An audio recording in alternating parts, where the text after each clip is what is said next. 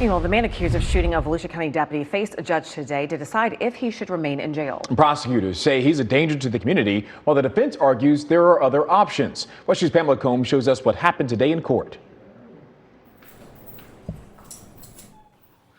Luis Diaz Polanco walked into court wearing an orange jumpsuit and shackles as a judge considered whether he should remain in jail before trial.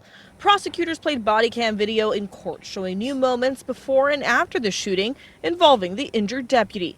The state argues the video shows Diaz Polanco is a danger to the community. If he's willing to shoot law enforcement so brazenly, I don't know what more restrictions could be placed on him to not have him do something so bold. The state also said he had been diagnosed with schizophrenia and had stopped taking his medication.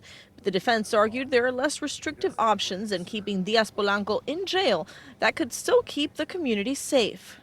We'd ask that the court consider ordering a mental health evaluation within 10 days, take all medication as prescribed, GPS monitoring, no weapons, no firearms. The judge ultimately deciding to keep him locked up. I think it's clear both by the charges and the seriousness of the facts surrounding the charges that the defendant does pose a significant risk of harm to the community. Also discussed in court was a defense motion to seal Diaz Polanco's confession.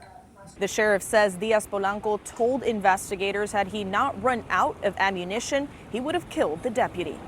His attorney is trying to keep that video confession from being released. The judge has not made a decision yet, asking the defense to review the law and who must be notified before she rules. In the meantime, I am going to order no releasing it until we can finalize the hearing. A brief hearing with more decisions still to come as the case moves forward. Covering Volusia County, Pamela Combs, WESH 2 News. Diaz Polanco is expected back in court for his arraignment on March 26.